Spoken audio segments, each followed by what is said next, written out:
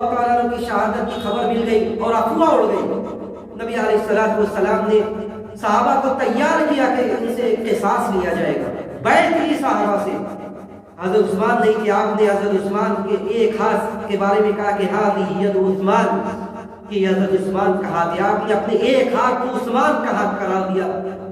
جو آدمی بیر روما کو اپنے پیسے سے خرید لے اس کے لیے جنت ہے۔ حضرت عثمان رضی اللہ تعالیٰ عنہ نے بیر روما کو خریدا اور خرید کر مسلمانوں کے لیے وقف کر دیا، اور کہتے تھے کہ دو موقع تھا جب حضرت عثمان رضی اللہ تعالیٰ عنہ نے جنت کو خرید لیا نبی علیہ السلام سے۔ تو حضرت اللہ رب العزت والجلال کو یہ منظور تھا کہ ان سے قرآن کی ایک ایسی خدمت لے لی جائے جو تا قیامت یاد کی جائے۔ اور آج جو مصحف ہے وہ وہی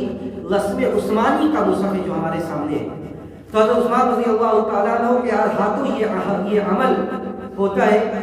کہ ان لوگوں کو ایک مصحف میں جمع کیا جاتا ہے۔ اور اس کے علاوہ حضرت عثمان رضی اللہ تعالیٰ عنہ کی شخصیت کے بارے میں بہت ساری بشارت دی تھی اللہ کے رسول صلی اللہ علیہ وسلم نے۔ سب سے بڑی بشارت تو یہ کہ حضرت عثمان رضی اللہ تعالیٰ عنہ عشرہ مبشرہ میں سے تھے۔ تیسرے آتے اللہ کے رسول کہتے ہیں، دیکھتے نہیں اللہ کے رسول کو پتہ ہوتا ہے، آپ کہتے ہیں انہیں بھی بشارت ہو، وہ جنتی ہیں، لیکن اس کے بعد آپ یہ جملہ کہتے ہیں کہ اعلیٰ بلوا تصیب، کہ حضرت عثمان سے کہو کہ وہ جنتی ہے، لیکن اس بلوا اور اس فساد کے بعد جو انہیں پہنچے گا، جو فساد ان کے زندگی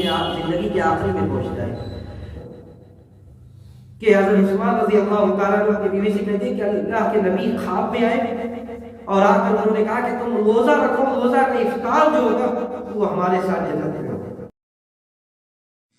السلام علیکم ورحمۃ اللہ وبرکاتہ۔ ان الحمد للہ نحمده ونستعینه ونستغفره ونؤمن به ونتوکل علیہ ونعوذ باللہ من شرور انفسنا ومن سیئات اعمالنا، من يهده الله فلا مضل له ومن يضلله فلا هادي له، واشهد ان لا اله الا الله وحده لا شريك له، واشهد ان محمدا عبده ورسوله۔ يا ايها الذين آمنوا اتقوا الله حق تقاته ولا تموتن الا وانتم مسلمون۔ يا ايها الناس اتقوا ربكم الذي خلقكم من نفس واحدة وخلق منها زوجها وبث منهما رجالا كثيرا ونساء، واتقوا الله الذي تساءلون به والأرحام إن الله كان عليكم رقيبا۔ يا أيها الذين آمنوا اتقوا الله وقولوا قولا سديدا يصلح لكم أعمالكم ويغفر لكم ذنوبكم، ومن يطع الله ورسوله فقد فاز فوزا عظيما۔ أما بعد فإن خير الحديث كتاب الله، وخير الهدي هدي محمد صلى الله عليه وسلم، وشر الأمور محدثاتها، وكل محدثة بدعة، وكل بدعة ضلالة، وكل ضلالة في النار۔ فأعوذ بالله السميع العليم من الشيطان الرجيم۔ والسابقون الأولون من المهاجرين والأنصار والذين اتبعوهم بإحسان رضي الله عنهم ورضوا عنه، وأعد لهم جنات تجري تحتها الأنهار خالدين فيها أبدا، وذلك الفوز العظیم۔ معزز حاضرین، محترم بزرگوں، نوجوان ساتھیوں، یہ اللہ رب العزت والجلال کا اس امت پر بہت بڑا کرم ہے کہ اسے اللہ رب العزت والجلال نے اس امت کو سب سے افضل و بہتر امت قرار دیا۔ جو نبی کو اس امت کی طرف مبعوث کیا گیا، بھیجا گیا، اس نبی کو سب سے افضل نبی قرار دیا گیا، جسے سید الاولین والآخرین قرار دیتے ہوئے اللہ رب العزت والجلال نے آپ کی فضیلت کو واضح کیا۔ اور یہ بھی اللہ رب العزت والجلال کا فضل و کرم ہے کہ اس نے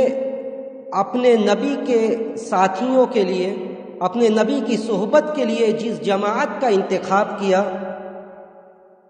صحابہ کی یہ برگزیدہ جماعت انبیاء کے بعد اس روئے زمین کی سب سے افضل جماعت تھی۔ نبیوں کے بعد اگر اس روئے زمین پر کسی کا ذکر کیا جاتا ہے، کسی کے تقوی و طہارت کا ذکر کیا جاتا ہے، ان کے زہد کا، ان کے ایمان کا تذکرہ ہوتا ہے، تو وہ صحابہ کی جماعت ہے۔ اور اللہ رب العزت والجلال نے جو آیت میں نے پڑھی، اس میں صحابہ کی جماعت کے بارے میں عمومی بات کرتے ہوئے اللہ نے فرمایا کہ والسابقون الاولون من المہاجرین والانصار،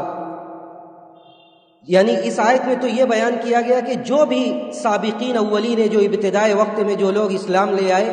مہاجرین اور انصار میں سے،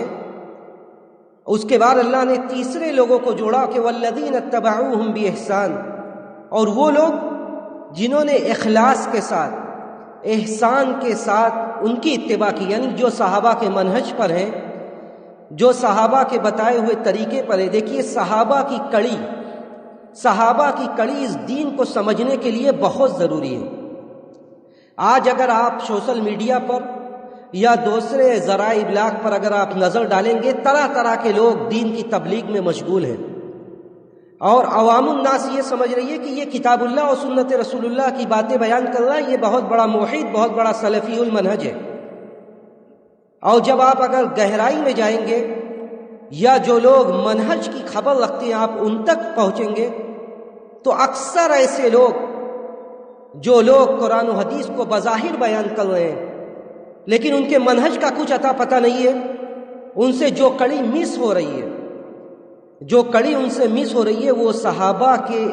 نبی اور امت کے بیچ میں جو کڑی ہے وہ صحابہ کی کڑی ہے۔ اور وہ لوگ دین کو کس حساب سے سمجھ رہے ہیں؟ وہ لوگ دین کو اپنے حساب سے سمجھ رہے ہیں، جبکہ دین کو سمجھنے کے لیے یہ ضروری ہے کہ ہم قرآن و سنت کو صحابہ کے منہج اور صحابہ کے فہم کے حساب سے سمجھیں۔ صحابہ کا فہم، صحابہ کی سمجھ دین کے بارے میں یہ بہت زیادہ اہمیت کی حامل ہے۔ یہ دین کا ایک اصل ہے، دین کی ایک بنیاد ہے۔ اور جن لوگوں نے بھی صحابہ کو چھوڑ کر اپنی عقل کے گھوڑے دوڑائے اور اپنے حساب سے دین کو سمجھنے کی کوشش کی، اکثر و بیشتر گمراہ ہو گئے، اکثر و بیشتر گمراہ ہو گئے۔ نبی علیہ الصلوۃ والسلام نے ایک حدیث بیان کی، اس کے اول مخاطب صحابہ کی جماعت تھی۔ صحابہ نے اس حدیث سے کیا سمجھا، صحابہ نے اس حدیث کو لے کر کس طرح عمل کیا، یہ بہت زیادہ اہمیت کی چیز ہے کہ صحابہ نے سمجھا کیا ہے اس سے۔ تو صحابہ کی جماعت کے بارے میں اللہ رب العزت والجلال نے فرمایا، اور ان لوگوں کے بارے میں بھی جو لوگ صحابہ کے راستے پر ہیں، صحابہ کے منہج پر ہیں، والذین اتبعوہم باحسان رضی اللہ عنہم ورضوا عنہ۔ یہ ایسا پروانہ سنا دیا گیا کہ تا قیامت صحابہ کے بارے میں جو بھی انگلی اٹھائے وہ اس دنیا کا مبغوث ترین انسان ہے، وہ اس دنیا کا مبغوث ترین انسان ہے جو صحابہ کی جماعت پر، صحابہ کی جماعت کے بارے میں گفتگو کرے اور بری گفتگو کرے، اس لیے کہ غلطیاں، وہ ایک انسان تھے، غلطیاں سب سے ہوتی تھی، لیکن جب اللہ رب العزت والجلال نے یہ پروانہ سنا دیا کہ رضی اللہ عنہم ورضوا عنہ، کہ اللہ رب العزت والجلال ان سے راضی ہو گیا، اب کسی کو یہ حق نہیں ہے کہ وہ صحابہ کے تنقیص کے پہلو کو واضح کرے۔ اس کے بعد اللہ نے مزید بشارت دی اور فرمایا کہ وَأَعَدَّ لَهُمْ جَنَّاتٍ تَجْرِي تَحْتَهَا الْأَنْهَارُ، اللہ نے ان کے لیے ایسے باغات تیار کر رکھے جن کے نیچے نہریں ہیں، اور یہ جس میں وہ ہمیشہ رہیں گے، اور یہ بہت بڑی کامیابی ہے، یہ بہت بڑی کامیابی ہے، جن کے بارے میں یہ بشارت دی گئی ہو کہ اللہ ان سے راضی ہو گیا، اس سے بڑی کامیابی اس دنیا میں نہیں مل سکتی۔ تو صحابہ کے ذکر خیر، امام احمد نے اپنی کتاب میں ذکر کیا کہ صحابہ کا ذکر خیر یہ ایمان کو زیادہ کرتا ہے، ایمان میں اضافہ کرتا ہے۔ صحابہ کا ذکر خیر یہ سنت ہے، یہ سلف کا طریقہ و منہج ہے کہ صحابہ کے محاسن کو بیان کیا جائے، صحابہ کے محاسن کو بیان کیا جائے، یہ سلف کا طریقہ و منہج تھا۔ بلکہ امام طحاوی نے جب عقیدہ کی کتاب لکھی، یعنی ایک ایسی کتاب جس میں سلف کے عقیدے کو بیان کیا گیا کہ ہمارا یہ عقیدہ ہے، یہ عقیدہ ہے، یہ عقیدہ ہے، تو صحابہ کے بارے میں جب امام طحاوی نے بیان کیا تو دو ٹوک فرمایا کہ وَنُحِبُّ جَمِيعَ أَصْحَابَ رَسُولِ اللَّهِ صلی اللہ علیہ وسلم وَلَا نُفْرِطُ فِي حُبِّ أَحَدٍ مِّنْهُمْ کہ ہم سارے صحابہ سے محبت کرتے ہیں، ہم سارے صحابہ سے ابو بکر سے لے کر ایک معمولی سی صحبت جسے نبی کی مل گئی، نبی کا دیدار اور نبی سے ملاقات جسے مل گئی، ہم اس سے بھی محبت کرتے ہیں۔ وَلَا نُفْرِطُ فِي حُبِّ أَحَدٍ مِّنْهُمْ کسی کی محبت میں نہ تو ہم افراط سے کام لیتے اور نہ تفریط سے۔ وَلَا نَتَبَوَّأَ مِنْ أَحَدٍ مِّنْهُمْ نہ تو کسی صحابہ سے ہم بیزاری کا اظہار کرتے ہیں۔ وَنُبْغِضُ مَن يُبْغِضُهُمْ وَبِغَيْرِ الْخَيْرِ يَذْكُرُهُمْ اور یہ بھی ہم سیکھ کر جائیں کہ جو صحابہ کے بارے میں بری گفتگو کرتے ہیں، ان سے بغض رکھتے ہیں، ان سے ہم کسی طرح سمجھوتا نہیں کر سکتے۔ وَنُبْغِضُ مَن يُبْغِضُهُمْ وَبِغَيْرِ الْخَيْرِ يَذْكُرُهُمْ جو صحابہ سے بغض رکھتا ہے اس سے ہم بھی بغض رکھتے ہیں، اور جو صحابہ کا ذکر سو کرتا ہے، صحابہ کا برا ذکر کرتے ہیں، صحابہ کی زندگی میں ہمیشہ کیڑا نکالتے رہتے ہیں، اپنی زندگی کی انہیں فکر نہیں، اور صحابہ کی برگزیدہ جماعت کے بارے میں ایک اسٹینڈ سجا لیا، ایک کرسی پر بیٹھ گئے، سوشل میڈیا پر اپنا لاگ الاپ رہے ہیں۔ اللہ رب العزت والجلال نے کسی کو اختیار نہیں دیا اس بات کا۔ امام طحاوی نے سلف کا عقیدہ بیان کرتے ہوئے یہ کہا تھا کہ وَنُبْغِضُ مَن يُبْغِضُهُمْ وَبِغَيْرِ الْخَيْرِ يَذْكُرُهُمْ جو بھی ذکر سو کرتا ہے اس سے ہم برات کا اظہار کرتے ہیں۔ لِأَنَّ حُبَّهُمْ دِينٌ وَإِيمَانٌ وَإِحْسَانٌ کیونکہ صحابہ سے محبت، صحابہ کا ذکر کا سلسلہ ہم نے ایسے ہی نہیں شروع کر دیا ہے۔ جس طرح نبی کی زندگی میں جاننا، نبی کی سنت کو سیکھنا ضروری ہے، اسی طرح صحابہ کے بارے میں بھی جاننا یہ ضروری ہے، اور یہ دین ہے، یہ دین ہے، اور ان سے محبت یہ عین ایمان ہے۔ تو صحابہ کی محبت، صحابہ کا تذکرہ، صحابہ کی باتیں یہ ہمارے دین و ایمان کا حصہ ہے۔ آج کا یہ سلسلہ، آج کا یہ درس جس میں حضرت عثمان بن عفان رضی اللہ تعالیٰ عنہ کے ذکر کو مناسب سمجھا گیا، اور انہی کا یہ درجہ تھا۔ دیکھیے حضرت عثمان رضی اللہ تعالیٰ عنہ کہ ایسی عظیم ہستی ہے، ان کی شخصیت ایسی ہے جن کی عظمت کا احاطہ کرنا یہ مشکل ہے۔ حضرت عثمان رضی اللہ تعالیٰ عنہ وہ تھے جنہوں نے خیر کے ہر میدان میں آگے بڑھ کر حصہ لیا۔ اگر پیسہ خرچ کرنے کی بات آتی تو حضرت عثمان رضی اللہ تعالیٰ عنہ صف اول میں ہوتے، اگر ایثار و قربانی کی بات آتی تو حضرت عثمان رضی اللہ تعالیٰ عنہ صف اول میں ہوتے۔ جود و سخا، صدق و وفا، سخاوت، زہد و ورع، خوف و خشیت، یہ ساری صفات ان کے اندر بدرجہ اتم موجود تھی۔ ایسے نرم دل تھے کہ اگر کبھی قبر کے پاس سے گزر ہوتا تو ایسا اس طرح روتے گویا کہ ایک بچہ رو رہا ہے اپنی ماں سے بچھڑنے کے بعد۔ تو حضرت عثمان رضی اللہ تعالیٰ عنہ کی شخصیت یہ ایسی باکمال شخصیت تھی جس میں بہت سارے پہلو پائے جاتے ہیں۔ اس مختصر سے وقت میں جو باتیں قابل ذکر ہیں اس کو میں نے ایک ترتیب دیا، اور انشاءاللہ اسی حساب سے بیان کروں گا۔ سب سے پہلی بات یہ ہے کہ حضرت عثمان رضی اللہ تعالیٰ عنہ کا نام جو سیرت کی کتابوں میں اور صحابہ کے اوپر جو کتابیں ترتیب دی گئی ہے اس میں حضرت عثمان رضی اللہ تعالیٰ عنہ کا سلسلہ نسب کچھ اس طرح بیان کیا جاتا ہے کہ حضرت عثمان بن عفان بن ابی العاص بن بنو امیہ بن عبد مناف بن عبد شمس، یہ ان کا مختصر سا نسب نامہ ہے، اور اللہ کے رسول صلی اللہ علیہ وسلم سے یہ تیسرے پیڑھی میں جا کر یہ مل جاتے تھے، بلکہ بعض روایات سے یہ بھی ثابت ہے کہ یہ اللہ کے رسول کے پھوپھی کے پوتا تھے، اللہ کے رسول کے پھوپھی کے یہ پوتا تھے۔ تو حضرت عثمان رضی اللہ تعالیٰ عنہ کے نام کے بعد جو چیز قابل ذکر ہے وہ یہ ہے کہ ان کی کنیت کیا تھی۔ دیکھیے کنیت کے بارے میں بعض لوگ یہ کہتے ہیں کہ حضرت رقیہ رضی اللہ تعالیٰ عنہ سے جب ان کا نکاح ہوا تو ان کو اولاد ہوئی جن کا نام رکھا تھا عبداللہ۔ تو جب تک عبداللہ کی پیدائش نہیں ہوئی تھی اس سے پہلے تک حضرت عثمان رضی اللہ تعالیٰ عنہ کی کنیت یہ ذکر کی جاتی تھی کہ یہ ابو عمر تھے، اور جب حضرت عثمان رضی اللہ تعالیٰ عنہ کا نکاح حضرت رقیہ رضی اللہ تعالیٰ عنہ سے ہو گیا اور ان سے پیدا ہوئے عبداللہ، تو ان کی کنیت ابو عبداللہ کے نام سے ذکر کی جانے لگی۔ اور لقب کے بارے میں مشہور ترین روایت ہے جو سیرت کی کتابوں میں ہے، وہ یہ کہ ان کو ذو النورین کہا جاتا تھا، دو نور والے،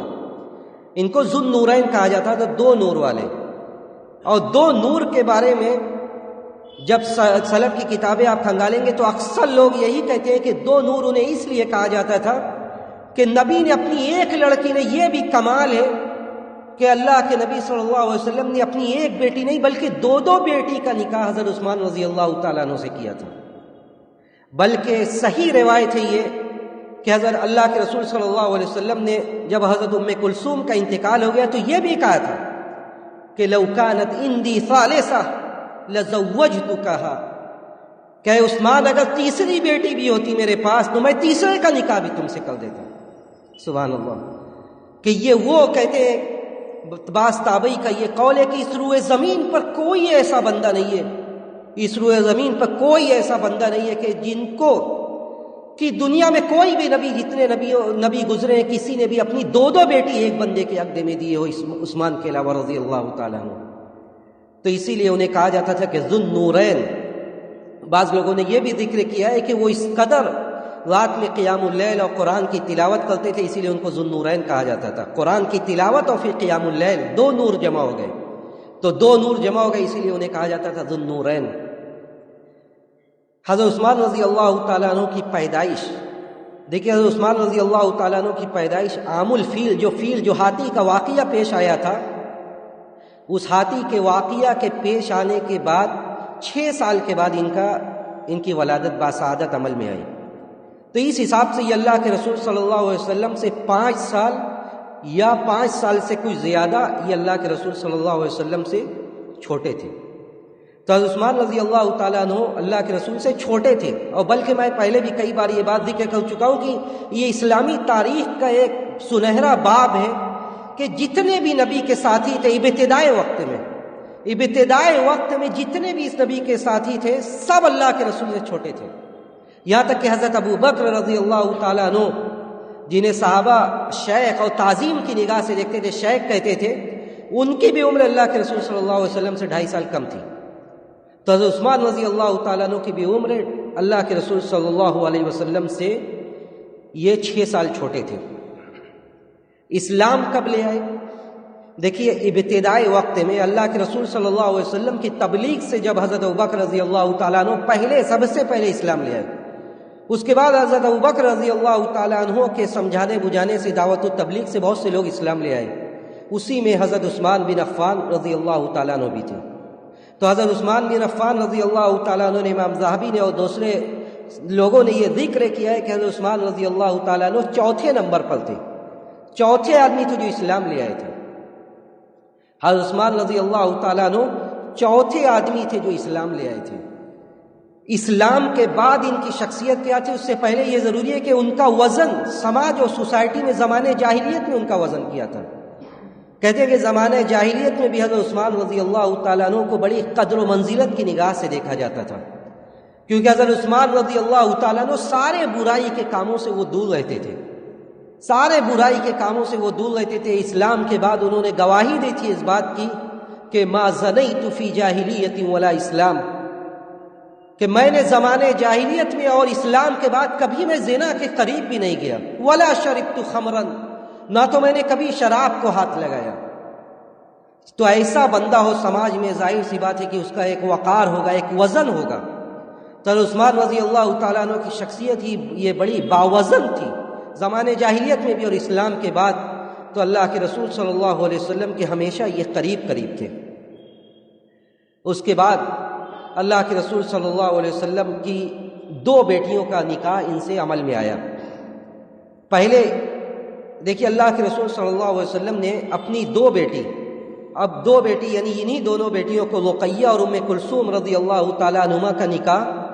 ابو لہب کے 2 بیٹوں سے کیا تھا۔ ابو لہب کے 2 بیٹوں سے ان کا نکاح کیا تھا، اور جب سیرت نگار یہ ذکر کرتے ہیں کہ جب یہ سورت نازل ہو گئی جس سورت میں ابو لہب کی مذمت کی گئی کھل کر، اور یہ کہا گیا کہ تبت یدا ابی لہب وتب ما اغنی عنہ مالہ وما کسب، کہ ابو لہب کے دونوں ہاتھ ہلاک ہو گئے، برباد ہو گیا ابو لہب، مال و دولت کا بہت غرور تھا۔ اللہ نے فرمایا کہ ما اغنی عنہ مالہ وما کسب، جو کچھ بھی اس کا مال ہے اور اس کی جو بھی کمائی اس کے کچھ کام نہیں آ سکتی۔ سیصلی نارا ذات لہب، یہ انگاروں والے آگ میں یہ جلے گا، جائے گا۔ یہ اتنا بڑا آدمی جس کو اپنے مال و دولت پر، اپنے وزن پر غرور تھا کہ میں سماج میں بہت بڑی ہستی ہوں، اللہ نے دو ٹوک انداز میں کہا کہ یہ جہنم میں جائے گا، یہ جہنم میں جائے گا اور جہنم کے انگاروں میں یہ جھلسے گا۔ اس کو بہت تاؤ آیا، اور یہ اپنے بیٹوں سے، دونوں بیٹوں سے کہا کہ اپنے جو تمہارے عقد میں محمد کی بیٹی ہیں علیہ افضل الصلاۃ و اتم التسلیم، دونوں بیٹیوں کو چھوڑ دو، طلاق دے دو۔ اور وہ یہ سمجھ رہا تھا کہ اس کی وجہ سے نبی علیہ الصلاۃ والسلام حرج میں پڑیں گے کہ نبی کی دو بیٹیوں کو ایک وقت میں طلاق دے دیا گیا۔ ادھر نبی کی دو بیٹیوں کو طلاق دیا گیا، اور اللہ کے رسول صلی اللہ علیہ وسلم کے یہ قریبی ساتھی حضرت عثمان رضی اللہ تعالیٰ عنہ نے پہلے رقیہ سے نکاح کر لیا، رقیہ سے نکاح کیا۔ رقیہ کے ساتھ حضرت عثمان رضی اللہ تعالیٰ عنہ نے 2 ہجرت کی، پہلے حبشہ کی طرف ہجرت کی۔ اب یہ دیکھیے کہ اسلام کے لیے صحابہ کرام نے جو قربانیاں دی ہیں، اگر ان سارے واقعات کو جمع کیا جائے اور اس کو پڑھا جائے تو کوئی سخت دل انسان بھی رونے سے رک نہیں سکتا ہے۔ حضرت عثمان رضی اللہ تعالیٰ عنہ جیسی بااثر شخصیت، جن کے پاس مال و دولت بھی تھی، عظمت و وقار بھی تھا سماج میں، جب اسلام لے آئے تو کیا ہوا؟ ایسا نہیں کہ ان کے مال و دولت کی وجہ سے لوگوں نے انہیں ستایا، نہیں ستایا، ان کے چچا نے اتنا ستایا کہ جب مسلمانوں نے حبشہ کی طرف ہجرت کی کا عزم کیا تو نبی علیہ الصلوۃ والسلام نے ان سے بھی کہا کہ آپ بھی ہجرت کر جائیے۔ رقیہ کو لے کر آپ حبشہ کی طرف نکل گئے، یہ پہلی ہجرت تھی۔ رقیہ کو لے کر آپ نے حبشہ کی طرف ہجرت کی۔ اس کے بعد نبی علیہ الصلوۃ والسلام کی یہ بیٹی آپ کے عقد میں تھی، یہاں تک کہ غزوہ بدر کا موقع آتا ہے۔ غزوہ بدر یہ سن 2 ہجری کا واقعہ ہے۔ غزوہ بدر کا موقع جب آتا ہے تو حضرت رقیہ رضی اللہ تعالیٰ عنہ اس وقت بیمار ہوتی ہیں، اور اللہ کے رسول صلی اللہ علیہ وسلم اسی لیے حضرت عثمان رضی اللہ تعالیٰ عنہ سے یہ کہتے ہیں کہ آپ غزوہ میں شرکت نہ کیجیے۔ یہ پوائنٹ ابھی یاد رکھنے کی ضرورت ہے کہ حضرت عثمان کو اللہ کے رسول نے غزوہ بدر میں شرکت سے کیوں منع کیا تھا۔ آگے اس سلسلے کی جو بات میں ذکر کروں گا اس میں یہ ذکر پھر آئے گا کہ حضرت عثمان رضی اللہ تعالیٰ عنہ سے اللہ کے رسول نے یہ کہا کہ آپ اپنی بیٹی کی، آپ اپنے بیوی کی خدمت کریں، آپ یہیں رہیں۔ اس کے ساتھ آپ کے ساتھ حضرت اسامہ بن زید کو بھی نبی علیہ الصلوۃ والسلام نے یہ کہا کہ حضرت عثمان کے ساتھ رہو۔ کہتے ہیں کہ اتنی بیمار تھی وہ کہ حضرت اسامہ بن زید بیان کرتے ہیں کہ غزوہ بدر میں مسلمانوں کو فتح مل گئی، ہمیں پتہ ہی نہیں تھا، یہاں تک کہ جب اسامہ بن زید کے والد حضرت زید بن حارثہ آتے ہیں گھوڑے پر سوار اور خوش و خلوہ میں اعلان کرتے ہوئے کہ مسلمانوں کو فتح مل گئی ہے، کہتے جب شور ہوتا ہے تو ہم باہر نکلتے ہیں، لوگوں سے پوچھتے ہیں، تب پتہ چلتا ہے کہ مسلمانوں کو غزوہ بدر میں فتح مل گئی۔ تو اتنی بیمار وہ ہوتی ہیں۔ اللہ کے رسول صلی اللہ علیہ وسلم حضرت عثمان کو لے کر نہیں جاتے غزوہ میں، لیکن ان کا عذر مقبول ہوتا ہے، اور نبی علیہ الصلوۃ والسلام جب غزوہ بدر کی غنیمت کو تقسیم کرتے ہیں تو حضرت عثمان کا بھی حصہ لگاتے ہیں۔ تو 2 پوائنٹ یہاں پہ ہوا کہ حضرت عثمان کو خود نبی علیہ الصلوۃ والسلام نے منع کیا تھا، اور دوسرا حضرت عثمان کو مال غنیمت میں حصہ بھی دیا تھا۔ تو حضرت عثمان رضی اللہ تعالیٰ عنہ کی یہ پہلی بیوی تھی رقیہ۔ اس کے بعد حضرت رقیہ رضی اللہ تعالیٰ عنہ کا اسی مرض کے بعد انتقال ہو جاتا ہے۔ نبی علیہ الصلوۃ والسلام اس کے بعد ان کا نکاح حضرت ام کلثوم رضی اللہ تعالیٰ عنہ سے کر دیتے ہیں۔ یہ یہاں پہ ایک واقعہ قابل ذکر ہے کہ حضرت حفصہ رضی اللہ تعالیٰ عنہ جو حضرت عمر کی بیٹی تھی، حضرت حفصہ کے بھی شوہر کا انتقال ہو جاتا ہے۔ اس زمانے میں اپنی بیٹی کو کسی کے اوپر پیش کرنا یہ کوئی عیب نہیں سمجھا جاتا تھا، میرے پاس بیٹی، آپ اس سے نکاح کر لیجئے۔ حضرت عمر رضی اللہ تعالیٰ عنہ حضرت عثمان رضی اللہ تعالیٰ عنہ سے کہتے ہیں کہ حفصہ سے نکاح کر لیجئے آپ۔ حضرت عثمان رضی اللہ تعالیٰ عنہ پہلے جواب نہیں دیتے، اس کے بعد انکار کر دیتے۔ حضرت عمر رضی اللہ تعالیٰ عنہ بڑا بھاری پن محسوس کرتے ہیں کہ بعض روایات میں آتا ہے کہ وہ ابو بکر سے بھی انہوں نے کہا تھا کہ آپ نکاح کر لیجئے، انہوں نے بھی نہیں کیا۔ جب حضرت عثمان رضی اللہ تعالیٰ عنہ کے انکار کے بعد حضرت عمر رضی اللہ تعالیٰ عنہ یہ بات اللہ کے رسول سے ذکر کرتے ہیں. اللہ کے رسول صلی اللہ علیہ وسلم حضرت عمر سے کہتے ہیں کہ کیا میں تمہیں ایسا داماد نہ بتا دوں جو عثمان سے بہتر ہے تمہارے لیے؟ میں ایسا داماد نہ تمہیں بتا دوں جو عثمان سے بہتر ہے؟ تو نبی علیہ الصلوۃ والسلام ان سے کہتے ہیں کہ تم حضرت حفصہ کا نکاح مجھ سے کر دو. اور اس کے بعد ام کلثوم کے لیے اللہ کے رسول کہتے ہیں کہ ام کلثوم کے لیے میں حضرت عثمان کو منتخب کرتا ہوں. اللہ کے رسول صلی اللہ علیہ وسلم حفصہ سے خود نکاح کرتے ہیں اور ام کلثوم کا نکاح اللہ کے رسول صلی اللہ علیہ وسلم حضرت عثمان سے کر دیتے ہیں. حضرت عثمان رضی اللہ تعالیٰ عنہ نے نبی کی ان 2 بیٹیوں کے علاوہ 6 اور عورتوں سے ان کی شادی ہوئی، لیکن ان کی وفات کے بعد اور بیک وقت نہیں، یعنی یہ کہ 6 اور عورتیں ان کے عقد میں آئیں، اور جب ان کا انتقال ہوا جو عورت جو زوجہ ان کے عقد میں تھی ان کا نام تھا نائلہ. تو حضرت عثمان رضی اللہ تعالیٰ عنہ نے 8 عورتوں سے شادی کی، جس سے انہیں 9 بیٹا اور 7 بیٹی پیدا ہوئی. 9 بیٹا اور 7 بیٹی پیدا ہوئی. تو حضرت عثمان رضی اللہ تعالیٰ عنہ حضرت ام کلثوم کے ساتھ تھے، یہاں تک کہ حضرت ام کلثوم رضی اللہ تعالیٰ عنہ کا انتقال ہوتا ہے 9 ہجری میں. ہجرت کے 9ویں سال انتقال ہوتا ہے حضرت ام کلثوم کا. حضرت ام کلثوم کی تدفین کے وقت صحیح بخاری کی روایت ہے کہ حضرت ام کلثوم کی تدفین کے وقت کسی باپ کے سامنے اس کی بیٹی کا انتقال ہو جائے، یہ بھی بہت بڑا صدمہ ہوتا ہے اس کے لیے. تو صحیح بخاری کے الفاظ ہے کہ حضرت ام کلثوم رضی اللہ تعالیٰ عنہ کہ قبر کے پاس جب قبر کی کھدائی ہو رہی تھی آپ وہاں پہ بیٹھ گئے، آپ رونے لگے. اور اس کے بعد حضرت عثمان رضی اللہ تعالیٰ عنہ کی بیوی اور اپنی بیٹی کے لیے قبر میں اتارنے کے لیے نبی علیہ الصلوۃ والسلام نے صحابہ سے کہا کہ ایکم لم یقارف اللیلہ، کہ کون ایسا ہے جو کل گزشتہ رات اپنے بیوی کے پاس نہیں گیا ہے. حضرت ابو طلحہ کہتے کہ میں نہیں گیا تھا، یعنی میں نے بیوی سے جماع و مباشرت نہیں کی ہے. اللہ کے رسول صلی اللہ علیہ وسلم ابو طلحہ سے کہتے ہیں کہ آپ قبر میں اتریے. اس حدیث سے یہ ثابت ہوتا ہے کہ اگر عورت کو قبر میں اتارنے کا مسئلہ آتا ہے اور اس کا کوئی قریبی محرمات میں سے نہیں ہے تو کوئی حرج نہیں ہے کہ کوئی بھی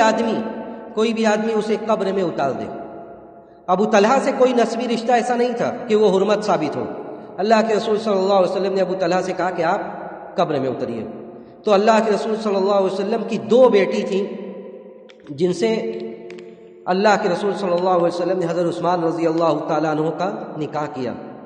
حضرت عثمان رضی اللہ تعالیٰ عنہ کے اندر میں نے جیسا کہ شروع میں ذکر کیا کہ بہت ساری صفات تھی.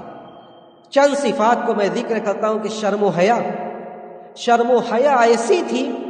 کہ نبی علیہ الصلوۃ والسلام نے صحیح حدیث میں ارشاد فرمایا کہ الا استحی من رجل تستحی منہ الملائکہ،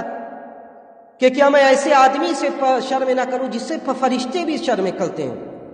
کہتے ہیں حضرت عائشہ رضی اللہ تعالیٰ عنہ کہ ایک مرتبہ اللہ کے رسول لیٹے ہوئے تھے، آپ کا تہبند اوپر آ گیا تھا. حضرت ابو بکر آتے آپ ویسے ہی تھے، حضرت عمر آتے آپ ویسے ہی تھے، کپڑا جیسا تھا ویسے ہی تھے. جب آپ کو یہ خبر لگتی ہے کہ حضرت عثمان آنے والے ہیں تو آپ اپنا کپڑا اٹھ کر بنا لیتے ہیں. حضرت عائشہ کہتی ہے میں بعد میں پوچھتی ہوں کہ یہ کیا وجہ ہے کہ ابو بکر آئے، عمر آئے، آپ ویسے ہی تھے، اور عثمان آتے ہیں تو آپ کپڑا سمیٹنے لگتے ہیں، بنانے لگتے ہیں. نبی علیہ الصلوۃ والسلام نے اسی موقع پر کہا تھا کہ الا استحی من رجل تستحی منہ الملائکہ، کیا میں اس بندے سے شرم نہ کروں جس بندے سے تو فرشتے بھی شرم کرتے ہیں. اتنے باحیا انسان تھے حضرت عثمان رضی اللہ تعالیٰ عنہ کی، اس کی نظیر و مثال نہیں ملتی. عدل و انصاف ایسا تھا حضرت عثمان رضی اللہ تعالیٰ عنہ کے یہاں کہ کچھ بھی ہو جائے، قرآن نے یہ کہا کہ کسی کی دشمنی تمہیں ناانصافی کرنے پر آمادہ نہ کرے. آج کسی سے اختلاف ہو گیا، اس کے بعد اس کی اچھائی بھی برائی نظر آتی ہے. آج اچھائی اور برائی کا معیار یہ ہے کہ ہم سے اس کا تعلق کتنا ہے. ہم سے تعلق اچھا ہے تو اس کی ساری برائی ہمارے لیے اچھی ہے، اور جب ہم سے تعلقات خراب ہو گیا تو اس کی ساری اچھائی ہمارے لیے برائی بن گئی. حضرت عثمان رضی اللہ تعالیٰ عنہ ایسے نہیں تھے. کہتے ہیں کہ جن لوگوں نے، ابھی میں وہ واقعہ آخر میں ذکر کروں گا، کہ جن لوگوں نے انہیں ستایا اور طرح طرح کی ایذائیں دی اور آخری میں شہید کر دیا، صحابہ آ کر پوچھتے ہیں کہ اے عثمان، جن لوگوں نے آپ سے منبر کو چھین لیا، جن لوگوں نے آپ سے مسجد کو چھین لیا، آج وہ نبی کے اس مصلی پر کھڑے ہو کر نمازیں پڑھا رہے ہیں، اس منبر پر کھڑے ہو کر خطبہ دے رہے ہیں، کیا ہم ان کے پیچھے نماز پڑھیں؟ تو عثمان رضی اللہ تعالیٰ عنہ نے یہ کہا تھا کہ نماز ایک اچھا عمل ہے، اس میں ان کا ساتھ دو. نماز ایک اچھا عمل ہے، اس اچھے عمل میں ان کا ساتھ دو. جو ان کی برائی ہے وہ مسلم ہے، لیکن نماز ایک اچھا عمل ہے، اس میں ان کا ساتھ دو. یہ عدل و انصاف تھا. بعض صوبے پر حکمراں بنایا اپنے قریبی کو، آ کر گواہی دی گئی کہ یہ آدمی شراب پیتے ہوئے پکڑے گئے، یہ آدمی شراب پیتے ہوئے پکڑے گئے، فوراً معزول کر دیا. جیسے ہی شہادت ثابت ہو گئی معزول کر دیا، اور اس کی جگہ نبی کے دوسرے صحابی حضرت ابو موسیٰ اشعری رضی اللہ تعالیٰ عنہ کو وہاں کا والی اور امیر مقرر کر دیا. تو یہ عدل و انصاف ایسا تھا. تواضع کی کیا بات کی جائے. تواضع کی ایسی مثال کہ رات میں اٹھتے خلیفہ وقت رات میں اٹھتے ہیں. اپنے آج کا ماحول نہیں تھا کہ ہم نے ایک سوئچ دبائی، گرم پانی آ رہا ہے، 2 ٹوٹیوں میں پانی آ رہا ہے، ہم اسے وضو بنا رہے ہیں اور ہم نماز پڑھنے کے لیے آ گئے. کہتے اپنے ہاتھ سے لوٹا لیتے، اپنے ہاتھ سے مگ لیتے، وضو بناتے. لوگوں نے کہا کہ غلام کو جگائیے، وہ آپ کا سہارا بنے گا، آپ کے ساتھ وہ وضو میں ہاتھ بٹائے گا. حضرت عثمان رضی اللہ تعالیٰ عنہ نے کہا کہ یہ سونے کا وقت ہے، سونے دیجیے اسے، یہ سونے کا وقت ہے، اسے سونے دیجیے. تواضع پوری. یہ اندازہ کیجئے کہ وہ پیسے والا آدمی آج ایک معمولی سا پیسے والا آدمی ہے، اس کے لوگوں سے خود بخود تعلقات بن جاتے ہیں. اگر سماج میں اس کی کوئی حیثیت ہے، صاحب مال ہے، تو اس کی لوگوں سے تعلقات اس کے لوگوں سے بنتے جاتے ہیں. حضرت عثمان رضی اللہ تعالیٰ عنہ جیسے پیسے والا آدمی اور ایسا باوقار آدمی، ظاہر سی بات ہے کہ اس کا سماج میں کتنا اثر و رسوخ رہا ہوگا. جود و سخا کا عالم یہ تھا کہ تاریخی روایات سے یہ ثابت ہوتا ہے کہ انہوں نے 2400 غلاموں کو آزاد کیا. کتنا؟ 2400 غلاموں کو آزاد کیا. ہر شام حکم دیتے تھے کہ ایک غلام کو آزاد کر دیا جائے. لیکن تواضع، جب بلوائیوں نے ان کے اوپر، فسادیوں نے ان کے اوپر حملہ کیا، اگر وہ چاہتے تو صرف اپنے غلاموں سے یہ کہہ دیتے جن کے اوپر ان کا احسان تھا، وہ آپ کے دفاع کے لیے کھڑے ہو جاتے. لیکن تواضع تھا کہ میری جان کے لیے مدینہ کی سرزمین پر قتل و غارت گری نہ ہو،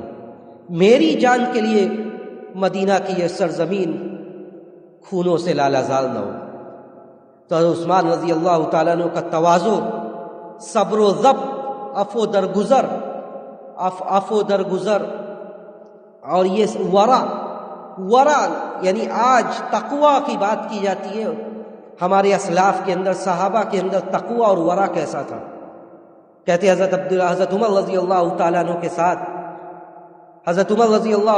کے ساتھ ایک جگہ دعوت میں انہوں نے شرکت کی. دعوت سے جب نکلتے ہیں تو حضرت عثمان رضی اللہ تعالیٰ عنہ حضرت عمر سے کہتے ہیں کہ اس جگہ دعوت میں ہم نے شرکت تو کی، لیکن مجھے لگتا ہے کہ شرکت نہیں کرنی چاہیے. حضرت عمر رضی اللہ تعالیٰ عنہ نے کہا کہ کیوں نہیں شرکت کرنی چاہیے تھی؟ تو حضرت عمر رضی اللہ تعالیٰ عنہ سے حضرت عثمان نے کہا کہ یہ دعوت میں شرکت کر کے مجھے یہ احساس ہو رہا ہے کہ اس دعوت کی بنیاد فخر و مباحت پر تھی. اندازہ کیجئے جملے کا. آج دعوت میں کس قدر اللہ کے دین کی پامالی کی جا رہی ہے، اس سے کوئی سروکار نہیں. وہ ہمیں عزت دے رہا ہے، ہم نے دعوت میں شرکت کی. حضرت عثمان رضی اللہ تعالیٰ عنہ کے ورع اور تقوی کا عالم یہ تھا کہ حضرت عمر جیسے جلیل القدر صحابی سے کہتے ہیں کہ دعوت میں شرکت تو کی، لیکن دعوت میں شرکت نہیں کرنی چاہیے تھی. اس دعوت کی بنیاد فخر و مباحت پر ہے. یہ حضرت عثمان رضی اللہ تعالیٰ عنہ تھے.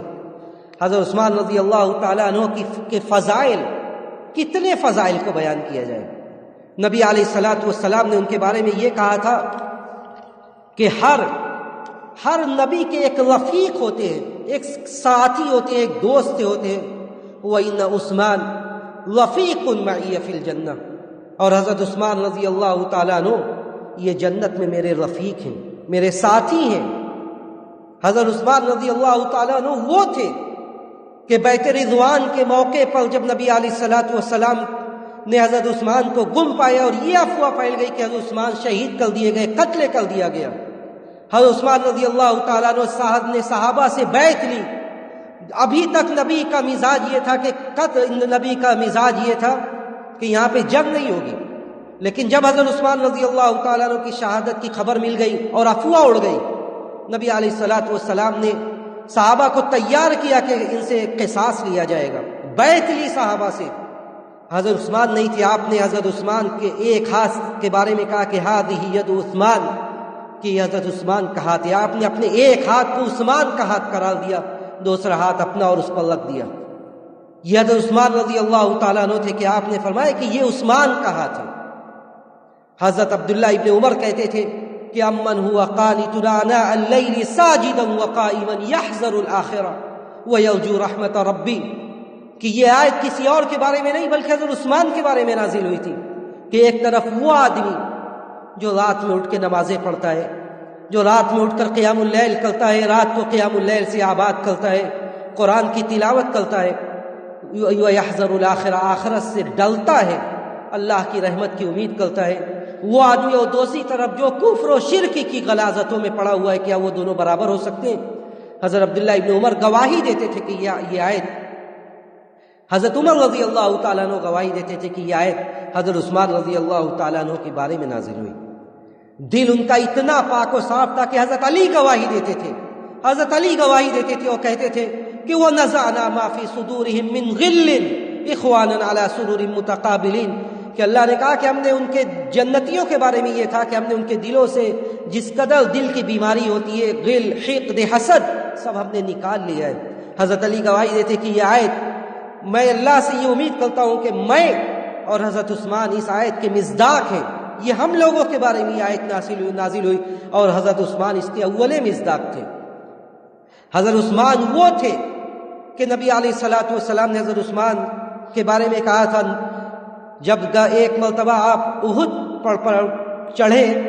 تو آپ نے کہا، احد پہاڑ لرزنے لگا، کانپنے لگا، آپ نے احد سے مخاطب ہوتے ہوئے کہا تھا کہ اثبت یا احد فما علیک الا نبی و صدیق و شہیدان، کہ احد پہاڑ تو تھم جا، تو ٹھہر جا، کیونکہ تیرے اوپر اس وقت ایک نبی ہے اور ایک صدیق ہے، صدیق اکبر ابو بکر رضی اللہ تعالیٰ عنہ، اور دو شہید ہیں، دو شہید یعنی حضرت عمر اور حضرت عثمان رضی اللہ تعالیٰ عنہ۔ حضرت عثمان وہ تھے کہ جب بھی، جیسا کہ میں نے ذکر کیا کہ جب بھی ضرورت پڑی، حضرت عثمان رضی اللہ تعالیٰ عنہ وہ تھے کہ جب مسلمانوں نے مدینہ ہجرت کی، مسلمانوں کے لیے پینے کا میٹھا پانی نہیں میسر تھا، کوئی ایسا کنواں نہیں تھا جس کا پانی پینے لائق ہوتا، ایک کنواں تھا بئر روما جو یہودیوں کے قبضے میں تھا،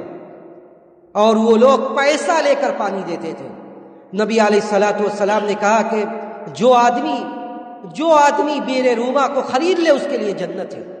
جو آدمی بئر روما کو اپنے پیسے سے خرید لے اس کے لیے جنت ہے۔ حضرت عثمان رضی اللہ تعالیٰ عنہ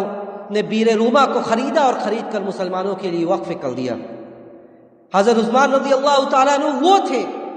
کہ جب مسجد نبوی تنگ پڑنے لگی، مسلمانوں کی آبادی بڑھ گئی،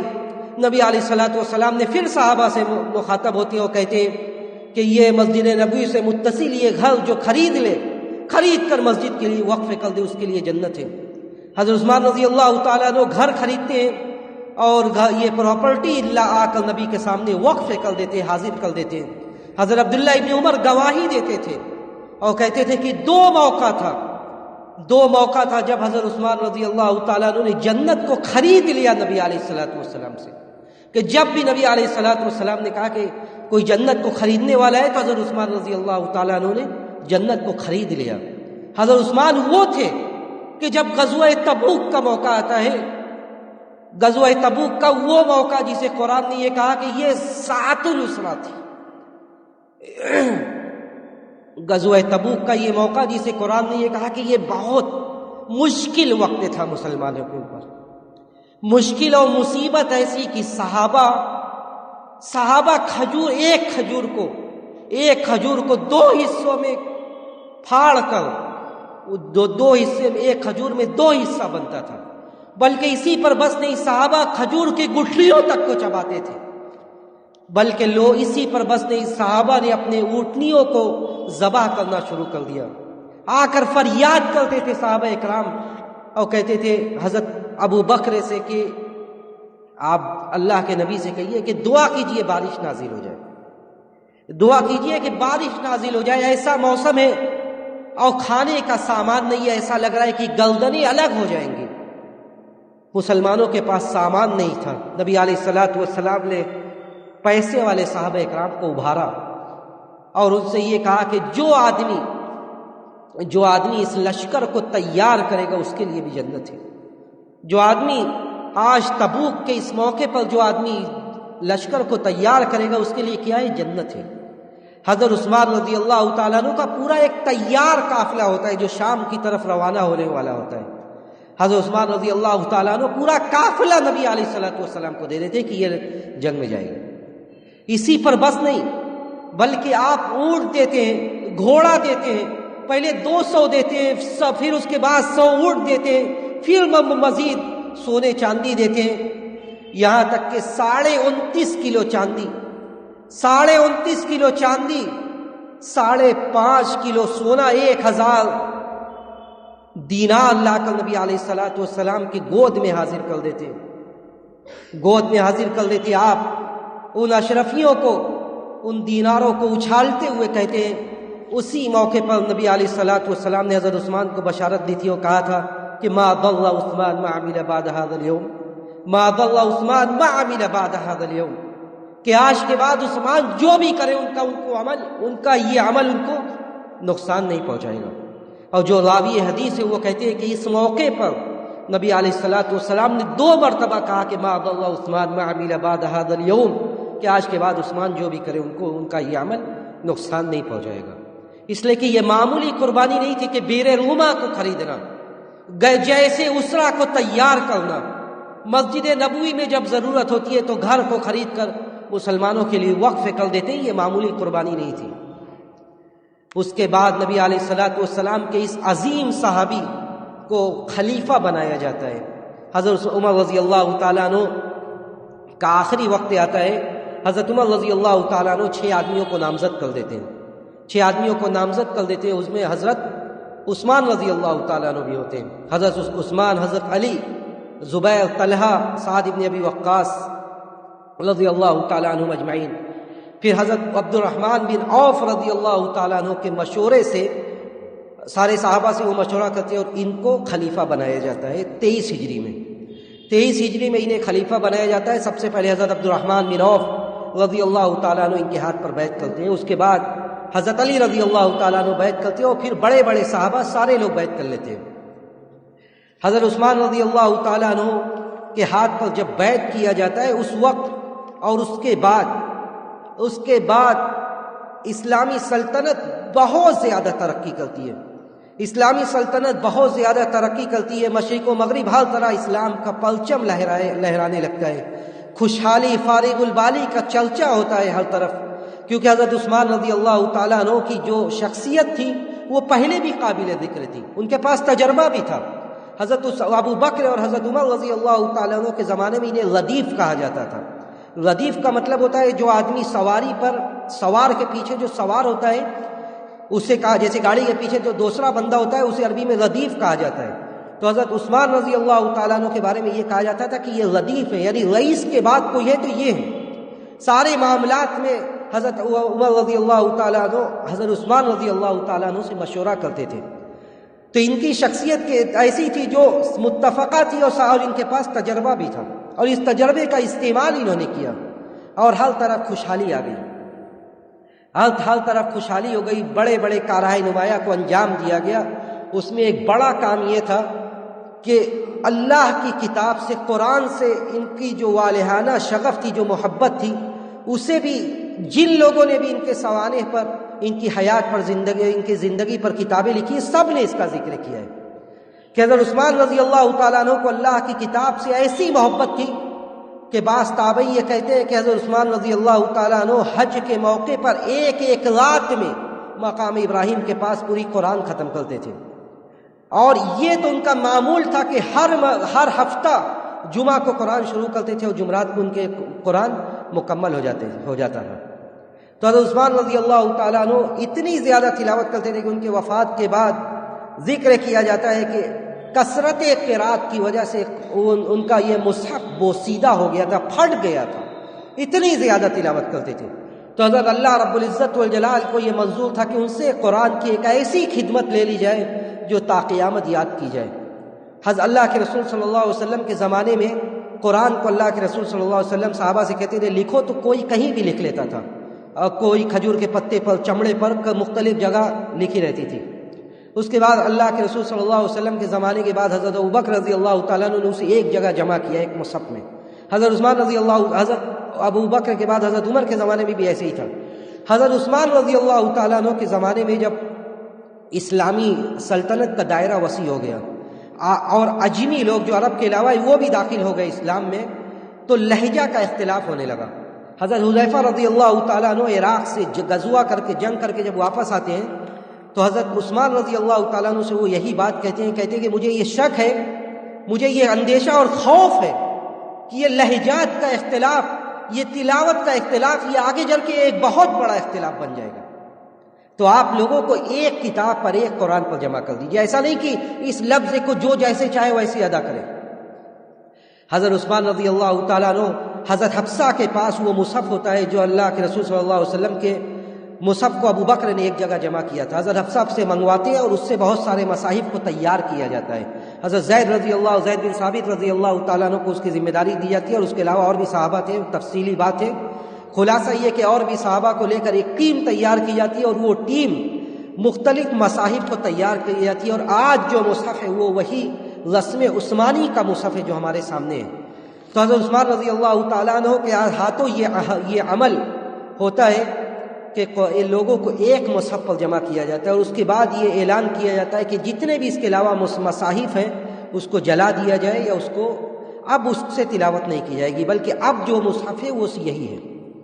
تو اللہ رب العزت والجلال نے حضرت عثمان رضی اللہ تعالیٰ عنہ سے یہ کام لیا۔ اس کے علاوہ حضرت عثمان رضی اللہ تعالیٰ عنہ کی شخصیت کے بارے میں بہت ساری بشارت دی تھی اللہ کے رسول صلی اللہ علیہ وسلم نے۔ سب سے بڑی بشارت تو یہ کہ حضرت عثمان رضی اللہ تعالیٰ عنہ عشرہ مبشرہ میں سے تھے، جن 10 لوگوں کو دنیا میں جنت کی بشارت دی گئی، اس میں حضرت عثمان تھے۔ لیکن اسی روایت میں اللہ کے رسول نے یہ کہا تھا کہ جب تیسرے آدمی کو، حضرت ابو موسیٰ اشعری حدیث کے راوی کہتے ہیں کہ اللہ کے رسول صلی اللہ علیہ وسلم کسی باغ میں تھے، اللہ کے رسول کہتے ہیں بعض لوگ آتے ہیں دروازہ نوک کرتے ہیں، اللہ کے رسول کہتے ہیں اجازت دو آنے دو اندر۔ ابو بکر آتے ہیں، اللہ کے رسول کہتے ہیں ان کو بشارت دو وہ جنتی ہیں۔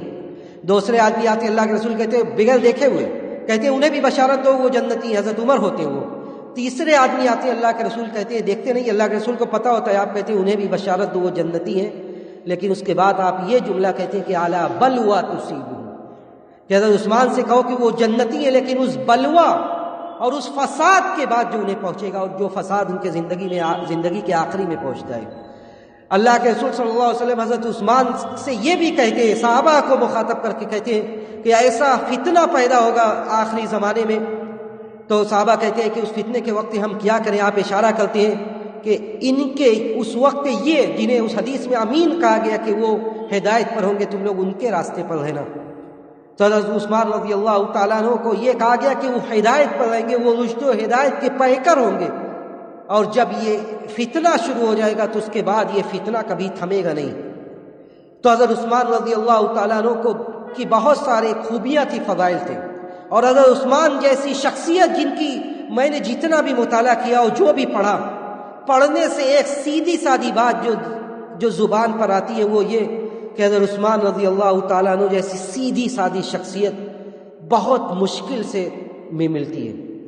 کہ اتنی سیدھی متواضع شخصیت، ایسی شخصیت کا ملنا تاریخ میں بھی مشکل ہے۔ لیکن ایسی شخصیت جہاں خوشحالی ہے، جن کے دور میں فارغ البالی ہے، لیکن اگر ایسی شخصیت کے خلاف بھی پروپیگنڈا کر دیا جائے تو پھر اس کا انجام کیا ہوگا؟ اور یہی ہوتا ہے۔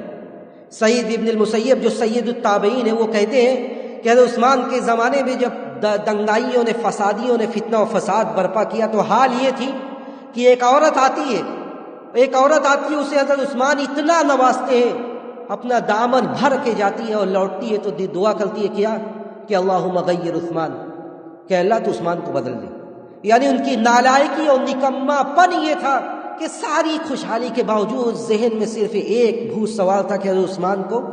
معزول کر دیا جائے، جبکہ نبی علیہ الصلوۃ والسلام نے انہیں پہلے ہی یہ بتلایا تھا۔ حضرت عثمان رضی اللہ تعالیٰ عنہ سے صحیح روایت ہے، آپ نے یہ کہا تھا کہ اللہ تعالیٰ تمہیں ایک قمیص پہنائے گا اللہ رب العزت والجلال لعلہ یقمصک قمیصا وَإِنْ أَرَادَ الْمُنَافِقُونَ أَنْ يَخْلَعُوا فَلَا تَخْلَعُوا، کہ قریب ہے کہ اللہ رب العزت والجلال تمہیں ایک قمیص پہنا دے، اور یہ منافقین اگر چاہیں گے کہ اس قمیص کو تم سے اتار دیں تو تب بھی تم اس قمیص کو اتارنا مت۔ تو حضرت عثمان رضی اللہ تعالیٰ عنہ کے بارے میں یہ بات تھی کہ انہیں خلافت ملے گی اور منافقین چاہیں گے کہ یہ خلافت ان سے چھین جائے، تو ان کے خلاف پورا ماحول تیار کیا گیا۔ بصرہ، کوفہ اور مصر سے جماعت آتی ہے، آ کر حضرت عثمان رضی اللہ تعالیٰ عنہ کے اوپر طرح طرح کا اعتراضات، اس کا ایک لمبا باب ہے کہ کیا کیا اعتراض ان کے اوپر ہوتا ہے۔ ایک طرف کہا جاتا ہے کہ یہ اقربا پروری کے شکار ہیں، یہ اپنے لوگوں کو آگے بڑھاتے ہیں، دوسری طرف کہا جاتا ہے کہ یہ عدل و انصاف نہیں کرتے، تیسری طرف یہ کہا جاتا ہے کہ ان کے مال و دولت پر، جو مال غنیمت ہے، اس پر کچھ لوگوں کا تسلط ہے۔ جب سب سے پہلا وفد آتا ہے حضرت عثمان رضی اللہ تعالیٰ عنہ صحابہ کی جماعت کو جمع کرتے ہیں مسجد میں، ان کے سارے سوالوں کا جواب دیتے ہیں، اور وہ جواب سن کر کوئی ان کے پاس کچھ نہیں ہوتا ہے، جواب سن کر سب بھاگنے پر مجبور ہو جاتے ہیں۔ لیکن ان سارے فتنے کا جو محرک تھا وہ عبداللہ بن سبا تھا، سارے فتنے کا جو سرگنا تھا وہ عبداللہ بن سبا تھا علیہ لعنت اللہ، جو یہودیوں کا سرگنا تھا، اور اس مسلمان کو اور اسلام کو نقصان پہنچانا اس کا ہدف اول تھا۔ وہ لوگوں کو کچھ دنوں بعد پن کرتا رہتا ہے، پھر دوسرا لشکر آتا ہے، پھر دوسرا لشکر آتا ہے حضرت عثمان رضی اللہ تعالیٰ عنہ کے خلاف، ان پروپیگنڈوں کو پھر ہوا دی جاتی ہے۔ یہاں تک حالت یہ ہوتی ہے کہ حضرت عثمان رضی اللہ تعالیٰ عنہ آتے ہیں، مسجد میں آتے ہیں، آپ آ کر کہتے ہیں کہ میں صحابہ کے سامنے کہتے ہیں کہ اگر مجھ سے کوئی غلطی ہوئی ہے تو میں معافی چاہتا ہوں، میں اللہ کے سامنے استغفار کرتا ہوں۔ اور وہ کہہ کر روایت میں آتا ہے کہ وہ ارسل عینی، ان کی آگے آنکھیں بہہ پڑتی ہیں، رونے لگتے ہیں، صحابہ کی پوری جماعت، پورا مجمع رونے لگتا ہے کہ حضرت عثمان جیسی شخصیت اور ان نکموں کے سامنے یہ کہہ رہی ہے کہ میں اللہ سے معافی مانگتی ہوں اگر جو تم لوگ کہہ رہے ہو وہ میرے اندر وہ برائی ہے۔ لیکن اس پر بھی بس نہیں، وہ وقت گزرتا ہے، یہاں تک کہ حضرت عثمان رضی اللہ تعالیٰ عنہ ایک مرتبہ ممبر پر چڑھتے ہیں۔ اندازہ کیجئے کہ وہ مسجد جس مسجد سے متصل علاقے کو خرید کر حضرت عثمان نے وقف کیا تھا، آج اس مسجد کے ممبر سے انہیں کھینچ کر اتارا جاتا ہے۔ یہ بلبائی آتے ہیں اور حضرت عثمان رضی اللہ تعالیٰ عنہ کو مارتے ہیں، اور مار کر کھینچ کر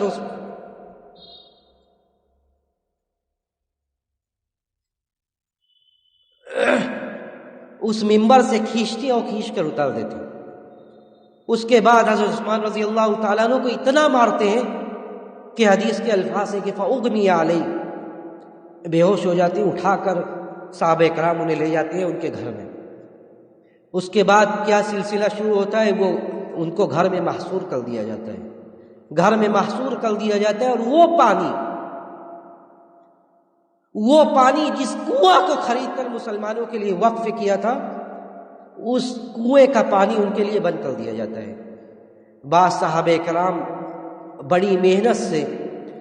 اور دیکھ کر رات میں ان کے لیے پانی پہنچاتے تھے، بڑی محنت سے، اور اس کنویں کا پانی جو ان کا تھا، اگر وہ چاہتے تو مسلمانوں کے لیے وقف نہ کرتے، لیکن اس کنویں کا پانی ان کے لیے جب روک دیا جاتا ہے تو بڑی مشکل سے صحابہ کرام رات میں ان کے لیے پانی لے کر آتے ہیں۔ گھر میں محصور کر دیا جاتا ہے، اور انہیں جب اس بات کا اندازہ ہو جاتا ہے کہ یہ لوگ مجھے قتل کر دیں گے، ایسا نہیں تھا کہ صحابہ اکرام کی جماعت ان کے ساتھ نہیں تھی، کم و بیش 150 صحابہ ایسے تھے جو ان کے ساتھ رہتے تھے۔ حضرت ابو ہریرہ رضی اللہ تعالیٰ عنہ، عبداللہ ابن عمر، حسن، حسین، علی، سب ان کے ساتھ تھے۔ وہ لوگ کہتے تھے کہ آپ کہیے تو ہم ان سے بات کریں، آپ کہیے تو ان سے قتال کریں۔ حضرت عثمان رضی اللہ تعالیٰ عنہ منع کرتے تھے۔ حضرت عائشہ رضی اللہ تعالیٰ عنہ کہتی ہے کہ کیوں منع کرتے تھے، وہ ان کی وفات کے بعد اندازہ ہوا۔ کہتی ہے اللہ کے رسول صلی اللہ علیہ وسلم نے ایک مرتبہ کہا کہ میرے بعض صحابہ کو بلاؤ۔ کہتی ہے میں نے کہا کہ ابو بکر کو، تو انہوں نے کہا نہیں۔ اللہ کے رسول نے کہا نہیں۔ میں نے کہا عمر کو، آپ نے کہا نہیں۔ میں نے کہا عثمان کو، آپ نے کہا ہاں۔ حضرت عثمان کو بلایا، حضرت عثمان رضی اللہ تعالیٰ عنہ سے آپ نے کچھ چپکے باتیں کی۔ چپکے جب باتیں کی تو حضرت عثمان رضی اللہ تعالیٰ عنہ کے چہرے کا رنگ بدل گیا۔ اس کے بعد حضرت عثمان رضی اللہ تعالیٰ عنہ سے جب صحابہ یہ کہتے تھے کہ ہم ان سے بدلہ لیں گے تو حضرت عثمان رضی اللہ تعالیٰ عنہ یہی کہتے تھے کہ اللہ کے رسول سے میرا عہد و پیمان ہوا ہے، میرا عہد و پیمان ہوا ہے، اور وہ عہد و پیمان یہی تھا کہ میرے لیے اس مدینہ کی سرزمین پر خون نہیں بہے گا، مدینہ کی یہ سرزمین میری وجہ سے خونوں سے لالازال نہیں ہوگی، مسلمانوں میں فتنے کا یہ دروازہ میری وجہ سے نہیں کھلے گا۔ تو حضرت عثمان رضی اللہ تعالیٰ عنہ سے صحابہ کہتے تھے کہ ہم بات کریں گے، لیکن آپ منع کرتے تھے کہ نہیں، محصور تھے آپ۔ ایک مرتبہ موقع ملا، آپ نے لوگوں کو مخاطب کیا، جو لوگ تھے باہر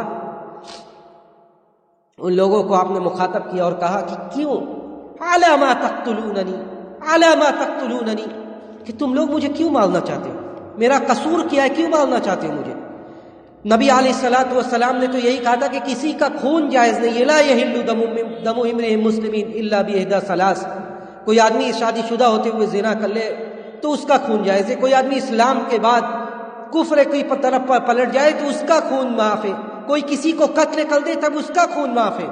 تب اس کا خون معاف ہے، آپ اسے قتل کر سکتے ہیں، لیکن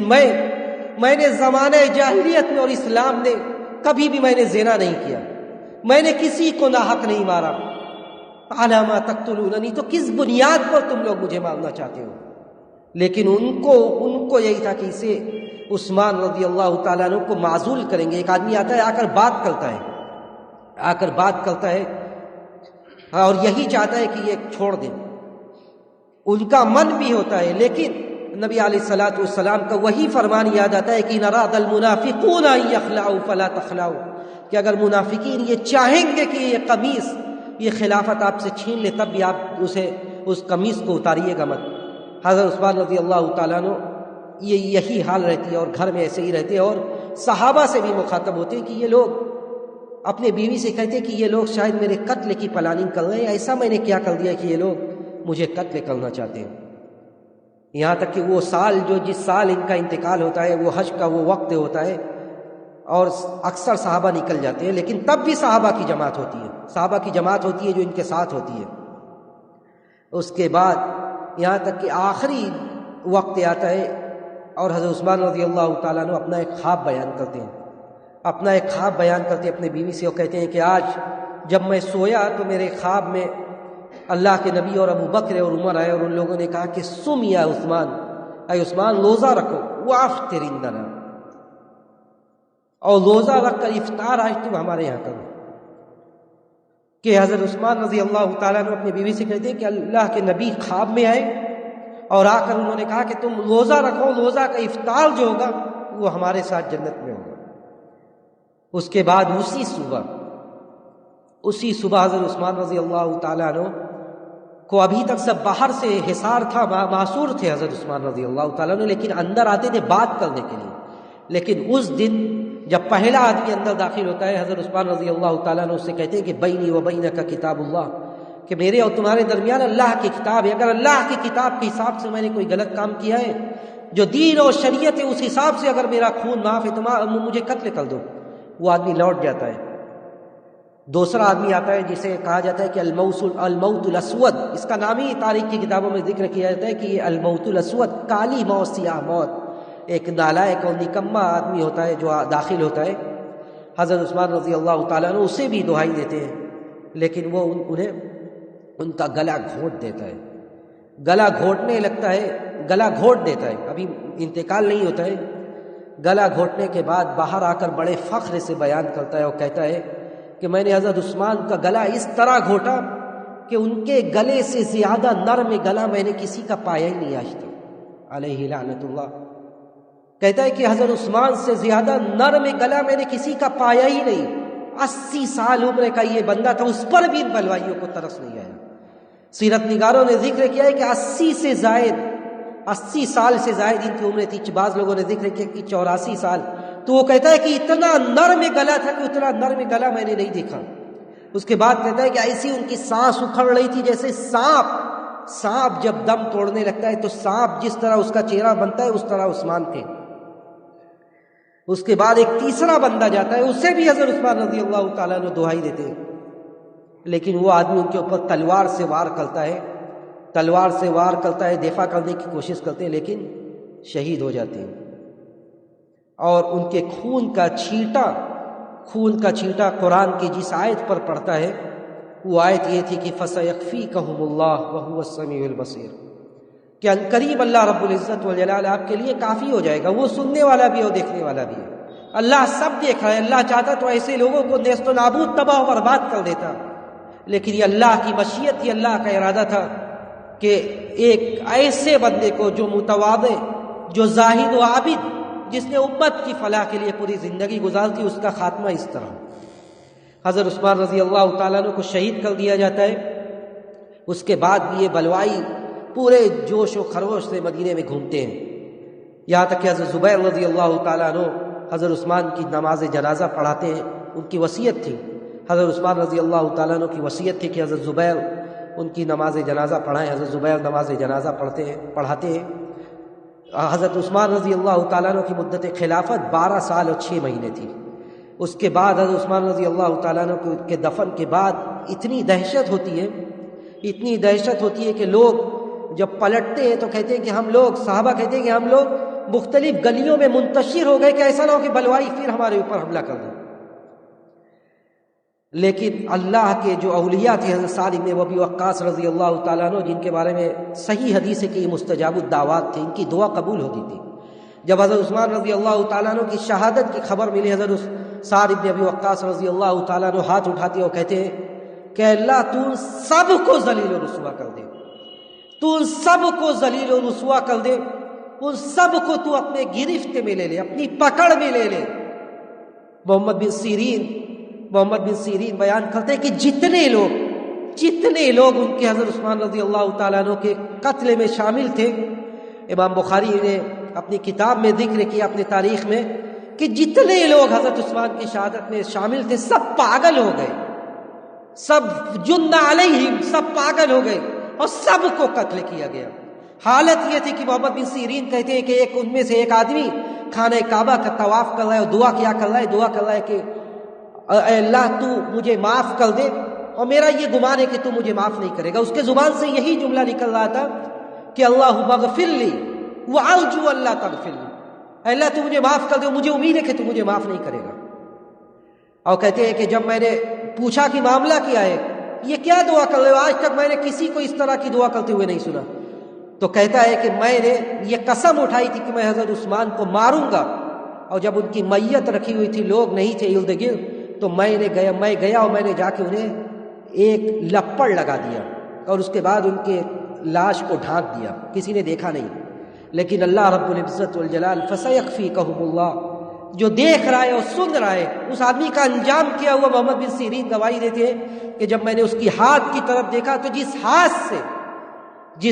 سے اس نے حضرت عثمان کو مارا تھا، کأنہا عود، وہ ہاتھ تو ایسا ہو گیا گویا کہ ایک لکڑی ہے جس میں کوئی جان ہی نہیں تھی۔ شل الجبار جل جلالہ، اللہ رب العزت والجلال نے اس کے ہاتھ سے جان چھین لی اور دنیا والوں کے لیے عبرت بنا دیا۔ تو صحابہ کی یہ داستان یہ ایمان میں بڑھوتری کا باعث ہے، اور صحابہ کی یہ داستان یہ ہم سے یہ کہتی ہے کہ ہم یہ اندازہ کریں کہ صحابہ اکرام کی برگزیدہ جماعت نے دین کے لیے، اسلام کے لیے کیا کیا قربانیاں دی ہیں۔ ہم اللہ رب العزت والجلال سے یہی دعا کرتے ہیں کہ بار الہ تو حضرت عثمان رضی اللہ تعالیٰ عنہ کی شہادت کو قبول فرما لے، جن اچھائیوں کو انہوں نے انجام دیا ہے تو ان کا بدلہ بڑھا کر دے، بار الہ تو انہیں صدیقین، شہداء کے ساتھ اپنی جنت میں رکھ، اور ہمیں صحابہ کے منہج پر، صحابہ کے نقش قدم پر چلنے والا بنا۔ ہمیں جو بیمار ہیں تو انہیں ان کی بیماری سے شفاء کامل عاجل نصیب فرما، اور جو اس دنیا سے چلے گئے تو ان کی مغفرت فرما۔ بار الہ تو ہمارا خاتمہ بالخیر فرما، ہمیں اس جہان فانی سے جانے کے وقت کلمہ توحید کی شہادت نصیب فرما دے۔ ربنا تقبل منا انك انت السميع العليم وتب علينا انك انت التواب الرحيم، واخر دعوانا الحمد لله رب العالمين، والسلام عليكم ورحمة الله وبركاته۔